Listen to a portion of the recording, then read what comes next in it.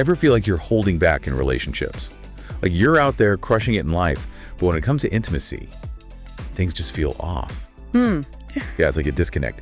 And it turns out this is something a lot of people, especially those who identify with an overcontrolled personality, really struggle with. So today, we're diving deep into that very topic. How does this overcontrolled tendency impact intimacy? Right. We'll be looking at two really insightful sources. Sure. Making Us Naughty, that's by Dr. Thomas L. Murray Jr., and then Radically Open Dialectical Behavior Therapy, which is by Thomas R. Lynch. Okay. Both of these, they offer some fascinating and honestly kind of surprising perspectives on how this all plays out. But first things first, we've got to define what we even mean by overcontrolled, because, you know, it's more nuanced than just being like super organized or liking your socks a certain way. Yeah, absolutely. I mean, we all know someone who fits that description. Right, exactly. It's deeper than that. And Lynch actually outlines like 4 core traits. You've got this rigid need for structure. There's this tendency to, you know, hold back emotions, presenting this fine facade even when things are tough. And then, of course, difficulty really forming those close bonds, you know, letting people in. It's like this constant pressure to keep it together, even when you feel like you're falling apart on the inside. Yeah. So relatable, right? Oh, for sure. And what's interesting is on the surface, these traits, they often seem positive, right? Like, who wouldn't want a partner who's reliable, always composed, has their act together? But there's that but. There's always a but it can mask deeper emotional distress. And that, my friend, that's where the intimacy roadblocks pop up. Because vulnerability, that's terrifying, right? Yeah. Especially if you're wired for control. It is. Vulnerability is key to real connection, but it can feel impossible when you're so used to basically guarding your heart like Fort Knox. Totally. And Dr. Murray, he doesn't shy away from the tough stuff either. He goes straight into how overcontrol impacts, well, the bedroom. Oh, yeah. That's a big one. Big one. And it's not always pretty. He talks about low desire, trouble reaching orgasm. Makes sense. Right. Letting go is not exactly their forte. Well, and that's where this idea of social safety comes in, which Lynch talks about a lot. Yeah. People who lean towards overcontrol, they need a really high level of safety, of security, to even begin to feel reward in social situations. Oh, that's interesting. And that includes sex. It's like their inner alarm system is always going off, even when they're trying to be intimate. Exactly. It's exhausting. Oh, I bet. And Dr. Murray, he has this great analogy. He calls it an ego tug of war, which I think perfectly captures that internal struggle. You know, one part of you wants to let go, but then that inner critic, bam, steps right in and is all like, nope, not today. Got to stay in control. Oh, I know that voice so well. It's like it's hardwired in us sometimes. Right. It can really kill the mood, so to speak. For sure. And you know, the thing is, these patterns, they often come from somewhere. It's not like people just wake up one day and decide to be overcontrolled. Early experiences, things we learned growing up, they play a huge role. So it's almost like a protective mechanism in a way. It is. It's like, okay, if I can just control everything, keep it all together, then I'll be safe. Wow. That's powerful, but also kind of sad when you think about it. Like they're missing out on so much. They are. But the good news is, and this is a big one, these patterns, they're not set in stone. Change is possible. Okay, so change is possible. That's huge. I mean, that's what we all want to hear, right? Yeah. But how? Where do we even begin to unravel those deeply ingrained patterns? Right. It's not like you can just flip a switch. Exactly. Thankfully, both of these sources, they offer some pretty concrete tools and techniques, which is awesome. And one that pops up in both is, you guessed it, mindfulness. Of course. But before you tune out and think, ugh, not another mindfulness lecture. Yeah. Hold on. This isn't just about like sitting on a cushion trying to empty your mind. It's way more practical than that. It is. And for folks who lean towards overcontrol, mindfulness is especially helpful because it teaches you to observe your thoughts and feelings without judgment. So instead of those thoughts and feelings controlling you, you're sort of stepping back, observing them. Exactly. Noticing those critical thoughts, those urges to control, without immediately giving in to them. So it's like creating that little bit of space between you and that automatic reaction. Yes. And Lynch calls this radical openness. Ooh, I like that. Right. It's about being willing to experience your full emotional range, even the messy stuff, even the uncomfortable stuff, without feeling like you have to instantly fix it or change it. Wow. That's a big shift for someone who's used to, like, suppressing everything or overanalyzing every single feeling. Huge shift, but so important because that space, that's where the magic happens. The magic, huh? I like the sound of that. That space, that's where you can start making conscious choices that are actually aligned with your values. And Dr. Murray talks a lot about values, right? Like figuring out what truly matters to you. He does, and that's where his whole love fire exercise comes in. It's all about building a strong foundation for intimacy based on your core values. So it's like building a safe, sturdy fireplace. You need that strong foundation to contain the fire, let it burn bright without it, burning out of control. Love that analogy.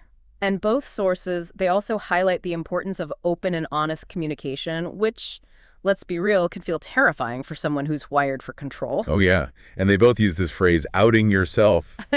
Honestly, still makes me a little squeamish. It's definitely vulnerable. But Lynch, he clarifies, it's not about this big overshare or dumping all your deepest, darkest secrets on someone. It's more about those small, incremental moments of revealing your true self. Like letting your guard down bit by bit. Yes. Your fears, your desires, even those parts of yourself that you think are, unacceptable or unlovable. Showing someone your true colors, even the messy ones, the ones you want to hide. But those are the very things that create real intimacy, aren't they? They are. They're like those little sparks that keep the fire burning. But there's always a but. There is. But what about when those sparks are, dampened by past trauma, anxiety, things like that?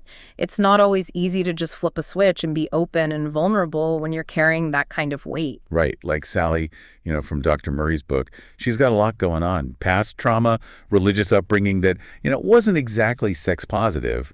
It's not always that simple to just change your mindset and boom, everything's better. It's a process. And for some people, it's a longer, more complex process. And Lynch, he really emphasizes that.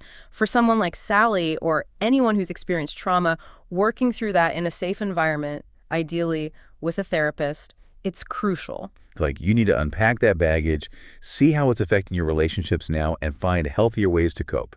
Exactly. And that's where Murray's emphasis on self-compassion and forgiveness, it's so powerful. He's not saying you have to condone hurtful actions, but rather you can choose to release yourself from that burden of carrying around all that pain and resentment. Because holding on to all that, it's like, as we said, pouring water on the very fire we're trying to build. It's true. We can't underestimate the power of self-compassion, especially in those moments when we feel like we're messing it all up. 100%. And there's one more piece from these sources, I think, that's really key to understanding intimacy, especially for this over-controlled personality type. Okay, I'm intrigued. Lay it on me. Both of them, they talk about social signaling and how important it is in relationships. Social signaling. Okay, that sounds a little, technical. It does, but it's actually pretty fascinating. So basically, social signaling, it's how we communicate, sometimes unconsciously, our intentions, our emotions, all those things to other people. Okay, so we're talking body language. Yes. Facial expressions, tone of voice, even little micro expressions we might not even be aware of. So it's those subtle cues that tell us if someone's into us or completely over it. Exactly. Are they interested? Are they annoyed? Are they checked out completely? We pick up on those signals, or at least we're supposed to. Right. But, and I'm guessing this is where the overcontrol comes in, what happens when those signals get, lost in translation? Well, that's the thing. For people who tend towards overcontrol, this can be a big stumbling block, right? They're already holding back their emotions, which can translate to a flat affect, not a lot of eye contact, and just a general lack of expressiveness. So even if they're feeling things on the inside, it's not coming across. Right. And that can lead to all sorts of misunderstandings, frustration, even rejection, even if none of that was the intention. It's like they're missing those crucial social cues that tell us how to read the situation. Totally. It can make it really hard to build rapport. Imagine someone with a flat affect trying to flirt, right? Ouch. Yeah, that's not going to go well. Probably not. So the question is, how do we help people become more aware of these signals? Right, because it feels like there's already so much to think about. It is, but awareness is always the first step. Lynch, he talks about becoming more conscious of our own signaling patterns and how they might be impacting the way we interact with others. So not changing who you are, but being more mindful of how you're presenting yourself. Exactly. And equally important, learning how to read other people's signals better, because it's a two-way street. It's not enough to just send out signals. We have to be able to receive them too. And that can be tough for people with this over-control tendency. Their anxiety might lead them to misinterpret things, make assumptions, jump to conclusions. So it's like learning a new dance, right? Yes. It takes time, it takes practice, and you're going to step on some toes along the way. Guaranteed. But like with any skill, the more you practice, the more natural it becomes. Okay, so as we kind of wrap up our deep dive today, what are some of the big takeaways you want our listeners to walk away with? I think the biggest one, honestly, is that change is possible. Even if you've struggled with intimacy, if you feel like you're always hitting a wall in your relationships, there are tools and techniques that can help. It's not hopeless. It's about, like we said, recognizing those patterns, challenging that inner critic, and finding ways to be more open, more expressive. Being your authentic self, imperfections and all. Because those imperfections, they're what make us human. They are. And, it's about remembering that intimacy. It's a dance. It's about finding that rhythm that works for both partners. And that takes time, it takes patience, and a whole lot of self-compassion. So well said. And that is all the time we have for our deep dive today. Thank you so much for joining us for this exploration of overcontrol and intimacy. Thanks for having me. We hope you found it insightful, maybe even a little empowering, and that you'll keep these conversations going. Until next time, keep exploring, keep connecting, and keep making those connections a little bit deeper.